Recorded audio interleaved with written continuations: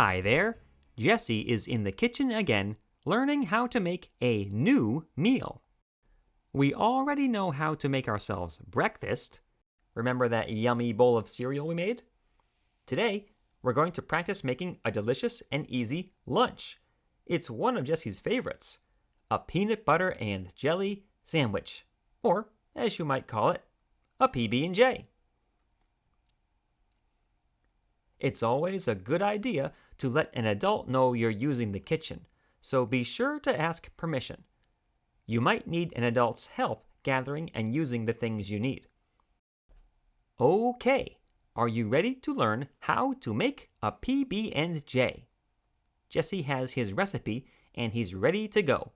A recipe is a set of written steps that guide us through making a meal. First, we will need to gather our ingredients. Those are the food items we will need to make our recipe.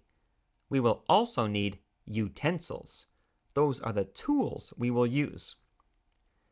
Ingredients for a PB&J are pretty simple.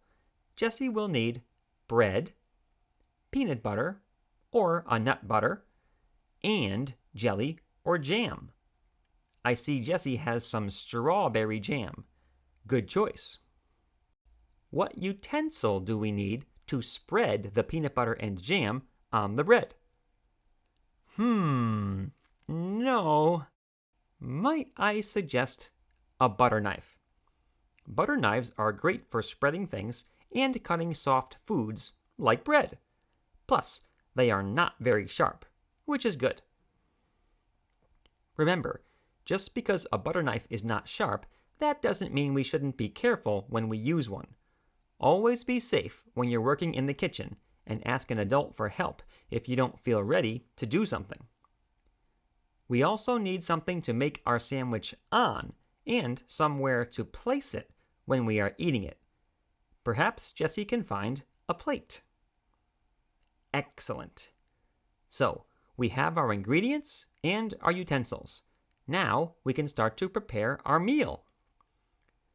Remember to always wash your hands before cooking.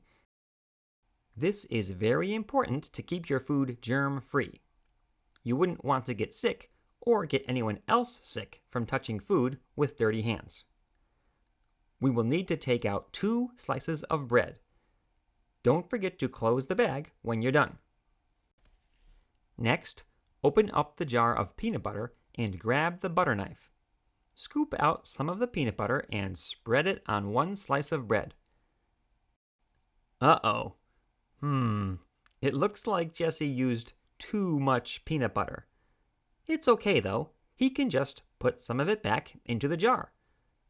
Don't forget to close the jar when you're done. Great.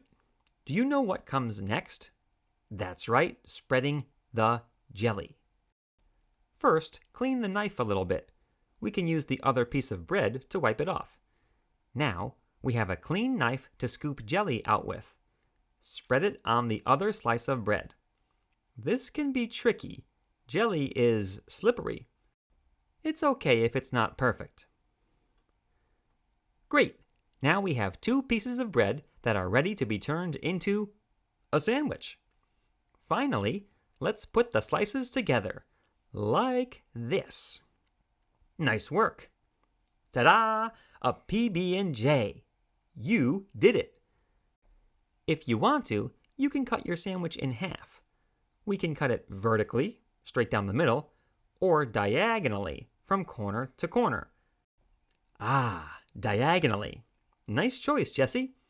Now it's time to eat. Isn't it nice to enjoy the results of our hard work? Delicious. Now, to review. To make a PB&J, first, gather the ingredients and utensils. Next, spread the peanut butter on 1 slice of bread.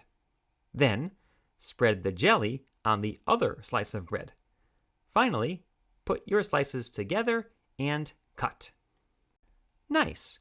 That's how you make a delicious sandwich. Jessie did an awesome job today, and he earned his PB&J Master Badge. Make sure you practice at home so you can earn your badge too. Don't forget to clean up the kitchen when you're done. See you next time!